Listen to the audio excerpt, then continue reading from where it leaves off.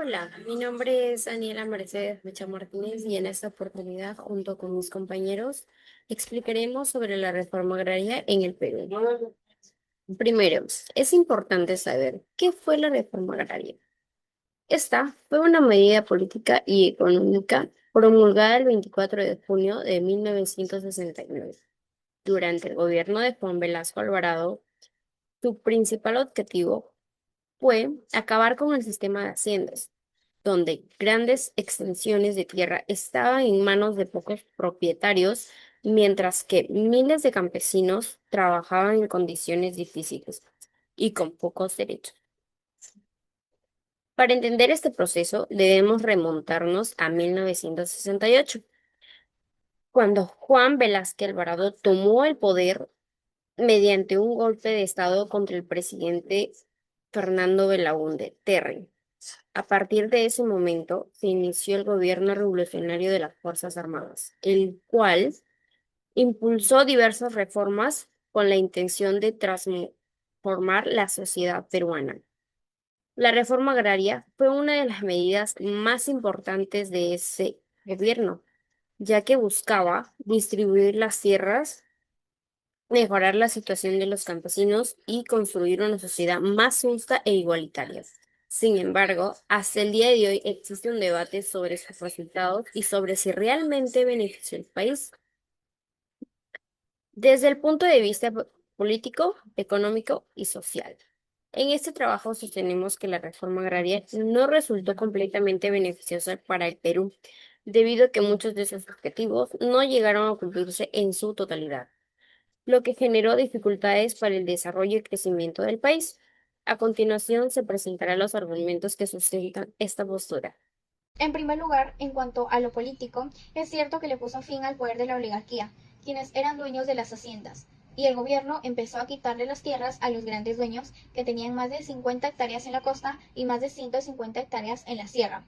Pero ellos no estaban de acuerdo con estas reformas que se habían dado, por lo que se causó un conflicto, que prácticamente fue una expropiación forzada, que posteriormente fue distribuida a los trabajadores de las haciendas bajo el lema La tierra para quien la trabaja. Pero sin embargo, esta distribución no fue la correcta, no se dio correctamente, ya que solamente les dieron las tierras a los permanentes, dejando fuera a los temporales, que eran, por así decirlo, los más necesitados, los más pobres. Por ello, esto fue una injusticia. También dichas haciendas ya no iban a estar a cargo de un dueño, sino iban a estar a cargo de alguna cooperativa en la costa o comunidad en la sierra.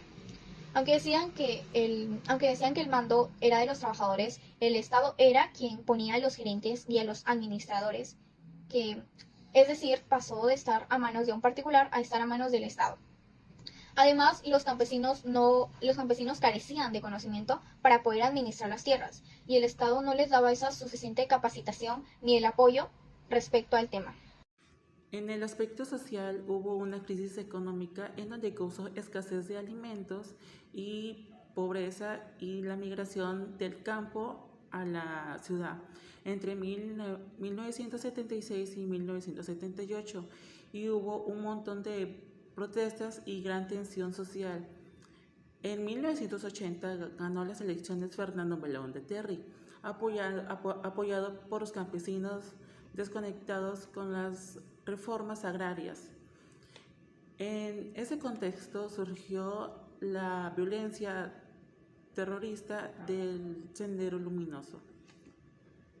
En lo económico, podemos decir que la reforma agraria requería de recursos financieros para poder compensar a los propietarios expropiados, es decir, para pagarle a los dueños de las haciendas, y esto ocasionó una deuda pública. Además, como las minas estaban a manos, podríamos decir, de empresas extranjeras, el Perú decidió expropiarlos para poderlas tener en su poder. Para ello pagó una indemnización a Estados Unidos para que éste no quede resentido ni tome sanciones severas contra el Perú.